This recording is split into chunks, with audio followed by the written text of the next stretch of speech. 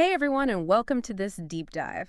We're going to be exploring a book today called Die with Zero by Bill Perkins. It's a really thought-provoking book. Yeah, it really makes you kind of rethink, conventional wisdom about money and finances. Absolutely. So we're going to be taking a deep dive into Die with Zero. Basically, the book challenges this, deeply ingrained idea that we should always be striving to accumulate wealth. Yeah. And kind of amassing this huge nest egg. Right. And instead, Perkins argues that we should be strategically using our resources to create a life that's rich in experiences. Right. Not just, focused on that bottom line. Yeah, so the core idea here is that a truly fulfilling life isn't about how much money you have, Right. but about the quality and the number of experiences that you accumulate throughout your life. Yeah, he encourages us to shift our focus from, just like I said, that amassing wealth to actually converting it into memorable moments. Yeah. Things that bring us joy, meaning connections with others. Right, and he actually goes a step further with this really bold idea of aiming to die with zero financial assets. Yeah, dying with zero. Dying with zero. So before we get into that, Yeah. let's talk about how he even gets to that point. Like, what's the foundation of his argument? Well, he starts by emphasizing that life is ultimately the sum of our experiences. Okay. And to illustrate this, he shares a really touching story about his own aging father. Oh, okay.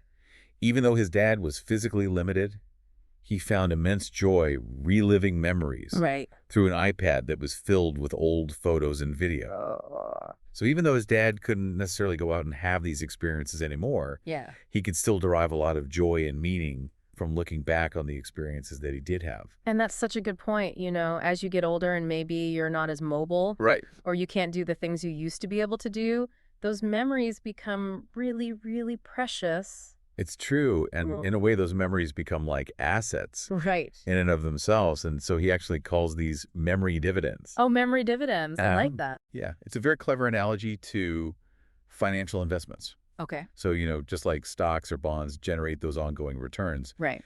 experiences also provide a lasting return on experience through the act of reliving and sharing them. Oh, that's cool. I like that. So it's like that, you go on an amazing vacation, Yeah. you look back on the photos, you tell stories about it, you share it with friends. Right. And every time you do that, you're actually adding to the value of that original experience. You're reliving it, right? And you're building on it. And what's even more interesting is that Perkins points out that there's this compounding effect of memory dividends. Oh, wow. Yeah. So when you share an experience with somebody else, Okay.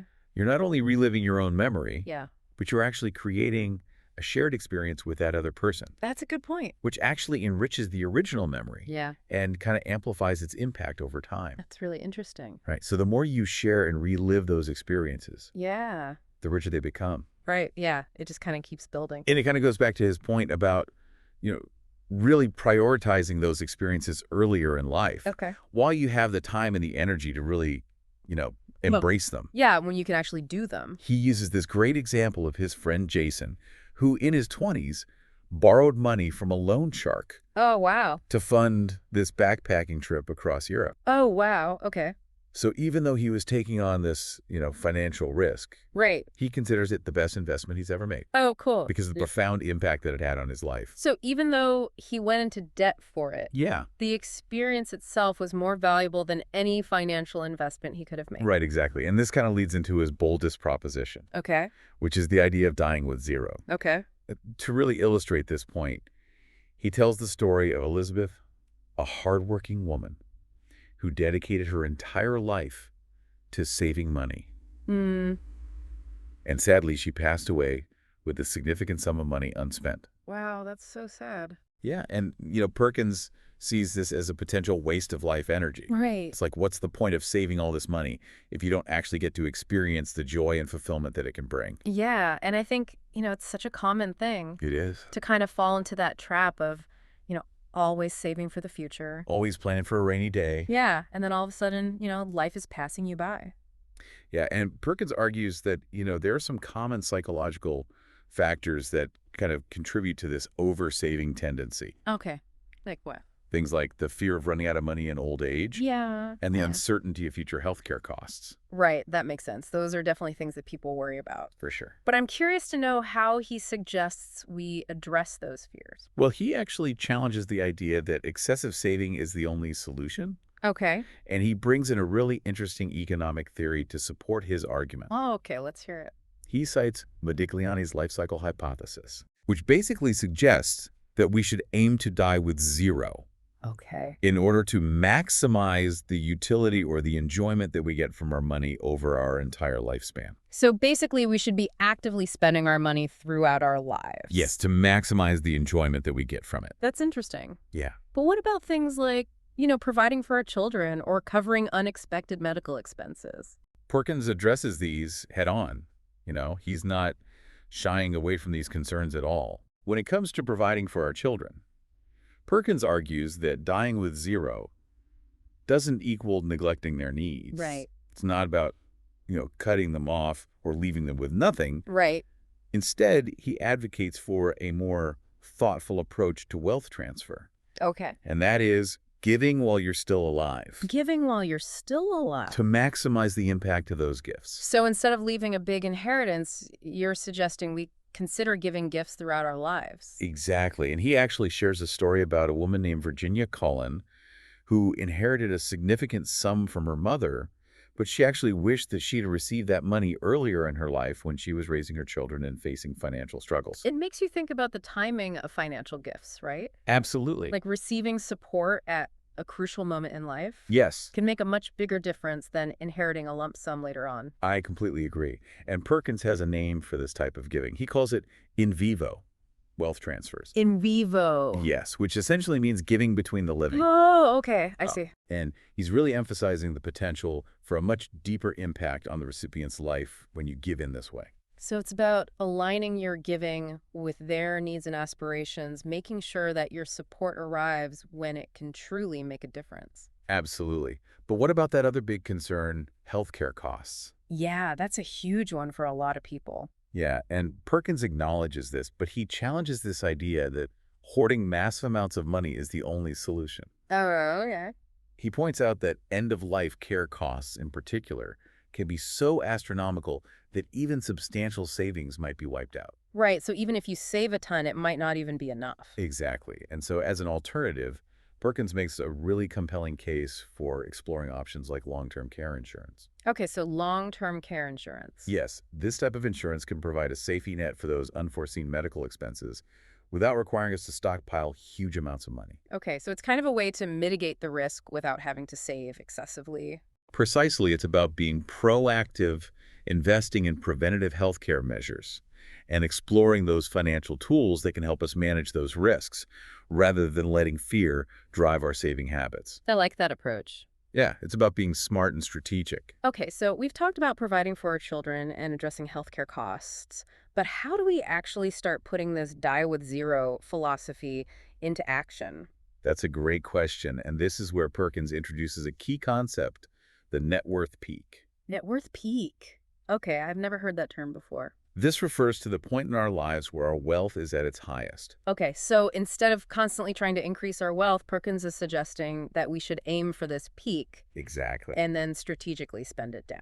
That's the idea, and it might sound kind of counterintuitive to everything we've been taught about financial planning. Right, because we're always told to save, save, save. Exactly. Yeah. But Perkins argues that by aiming for this peak and then actively decumulating our wealth, Decumulate, so spending it down. spending it down, we can actually maximize the experience points we were talking about earlier that we accumulate throughout our lifetime. Okay, I see where he's going with this, but how do we determine the timing of this peak? That's a good question, and it really depends on a variety of individual factors. Okay. Things like your health, your earning potential, Mm-hmm. the types of experiences you want to have, So it's pretty personal. very personal. But Perkins suggests that for most people, this peak occurs sometime between the ages of 45 and 60. Wow, that's a lot earlier than I would have thought. Right, it's definitely earlier than traditional retirement advice would suggest. Yeah, for sure. But it really underscores his message of front-loading those experiences. So enjoying life now rather than waiting for retirement. Exactly. The sooner we start strategically spending down those savings, the more time we have to really enjoy those experiences while our health and energy levels are still high. I mean, that makes a lot of sense when you put it that way. But of course, there's always that concern about running out of money. Right. How do we make sure we don't outlive our savings?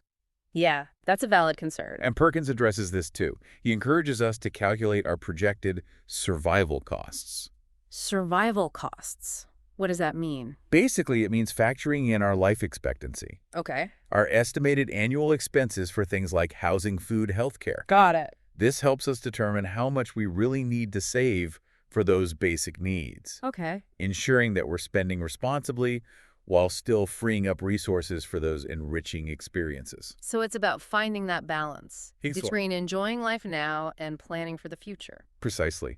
But as you can imagine, it takes a mental shift to move from that saving mindset to one of active spending. Yeah, especially after you've spent your whole life, being told to save, save, save. Absolutely. It Right. can be a real challenge. Right. But Perkins calls this transition the art of decumulation. The art of decumulation. Yes, and he offers some practical advice Mm-hmm. on how to navigate this transition. Okay, I'm all ears because this definitely sounds like something I could use some help with. Well, first and foremost, Perkins encourages us to consciously identify the experiences that we truly value. Okay. What are those things that bring us joy and fulfillment that we really want to prioritize in our lives? Right, it's about figuring out what really matters to us. Exactly. And then he suggests that we embrace opportunities to trade money for time. Trade money for time. What does that look like in practice?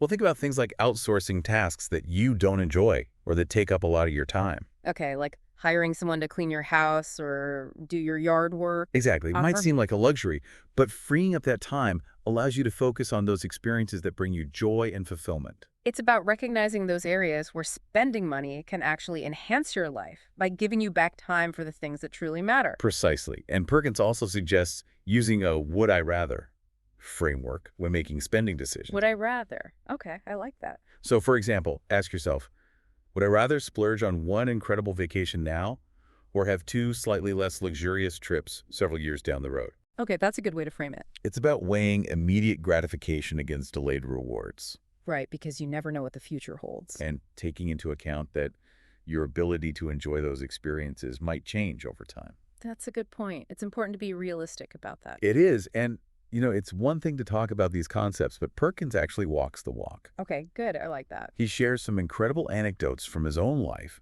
that really illustrate how he puts his die with zero philosophy into practice. Okay, give me an example. One great example is the lavish week-long party that he threw in St. Bart's for his closest friends and family. Oh, wow. It was this incredible celebration of life and connection, and it perfectly illustrates how he prioritizes experiences over material possessions. Wow, that sounds amazing. So he's not just talking the talk, he's actually living it.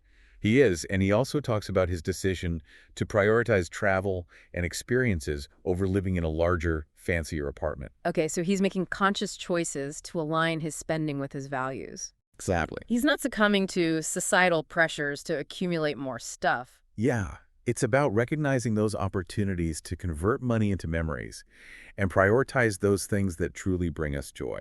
Couldn't have said it better myself. So this app actually helps you put the die with zero philosophy into action. That's pretty cool. It is.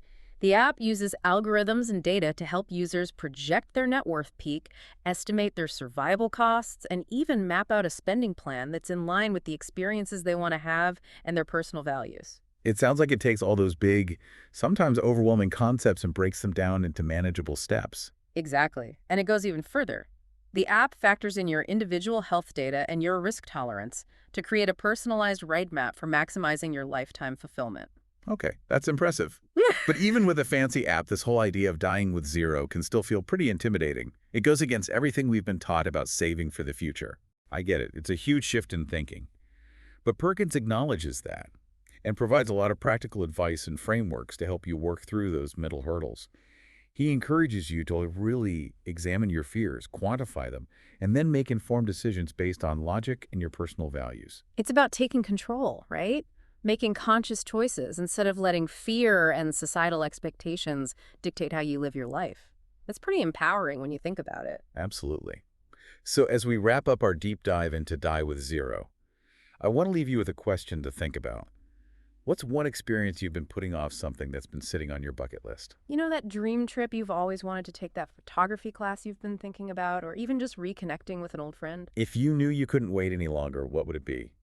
Don't let those moments pass you by. Life is too short to postpone the things that bring you joy. Perkins' message is clear. Start living with intention, invest in experiences, and make the most of every single moment. And if you want to explore these ideas further, I definitely recommend checking out Perkins's book and his app. It's a game changer for anyone who wants to create a life filled with fulfillment. Thanks for joining us on this deep dive. Until next time, remember to keep exploring, keep experiencing, and keep living life to the fullest.